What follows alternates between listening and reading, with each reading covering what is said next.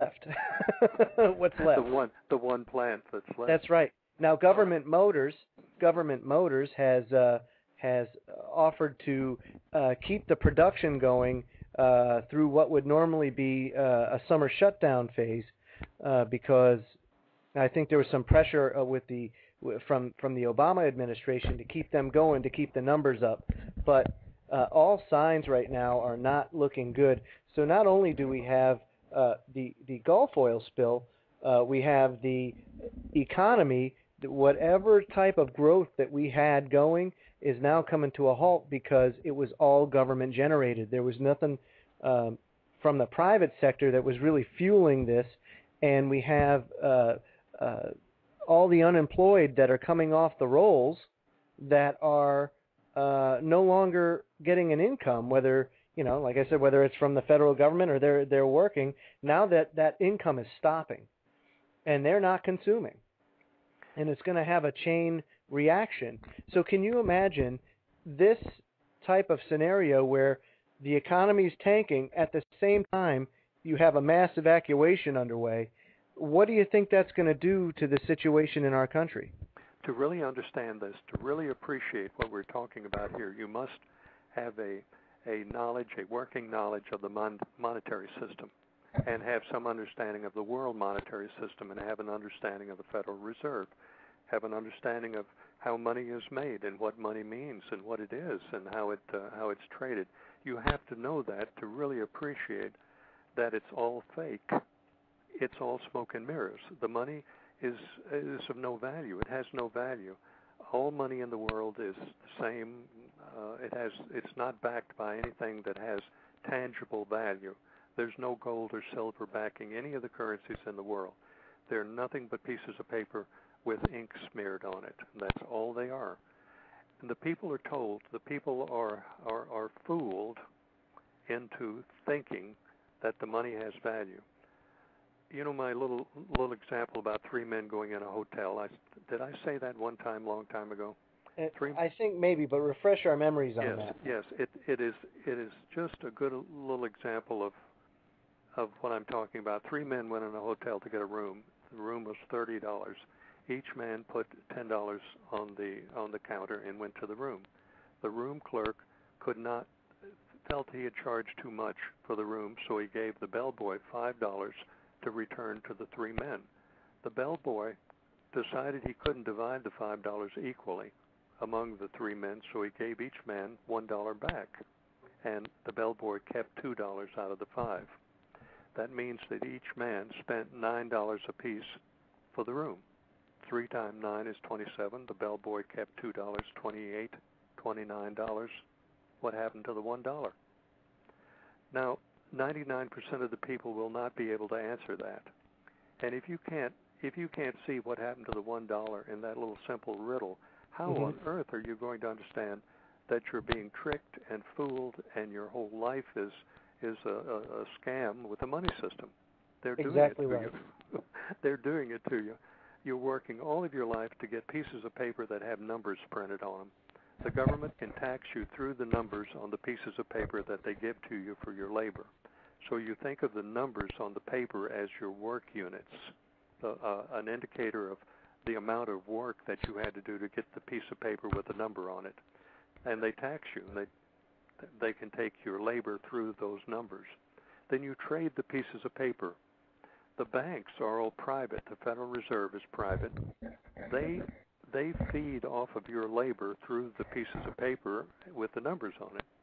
They make billions and billions of dollars for the banks on pieces of paper that have no value when you put those dollars in their banks, and they trade them all over the world back and forth.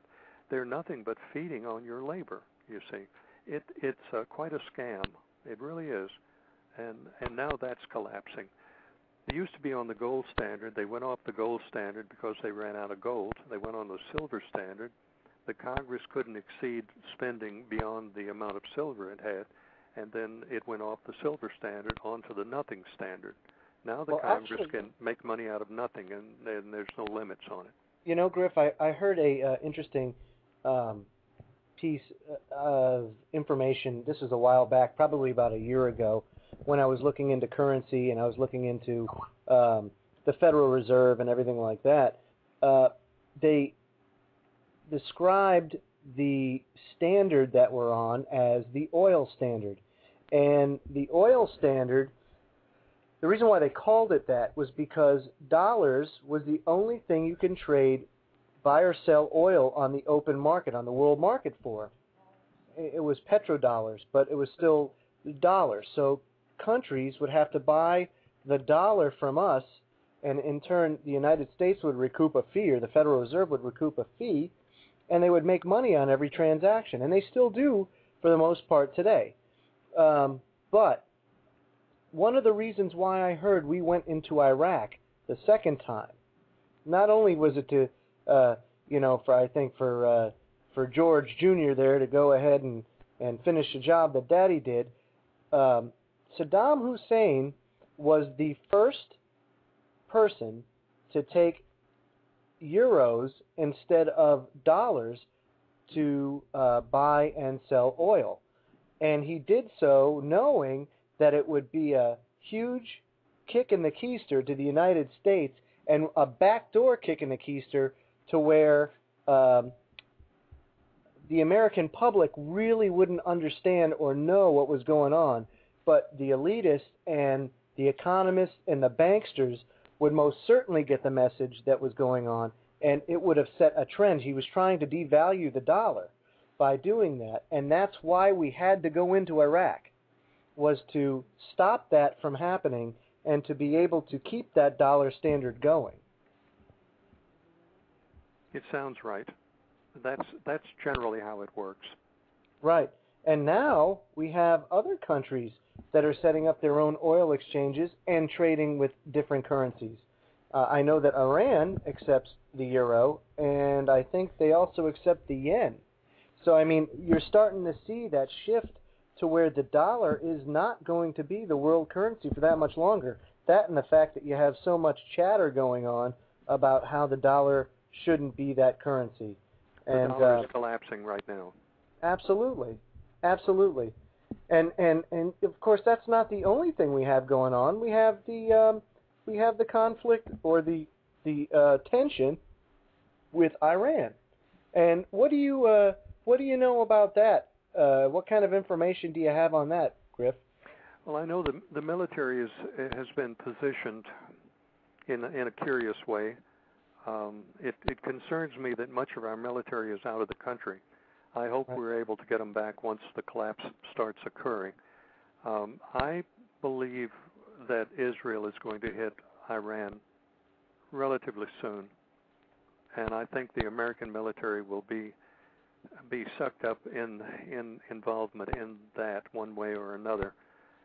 The Alta report is saying that the indicators show the probability of Israel hitting them any time now, and that it will take 4 months for the retaliation to come back against Israel and the United States. And that will occur, the probability is that it'll occur November 8th through the 11th. That is the retaliation. That's the retaliation? Yeah. Yes. By the allies of Iran, the Arab nations. The Alta report said that there are indicators in the data that show 4 Israeli cities will be turned to glass. And the indicators are so great that there probably, I think, will be retaliation against American cities after November the 8th to the 11th. By whom do you think? By the Arab nations. John, what do you think about that? I think it's quite possible.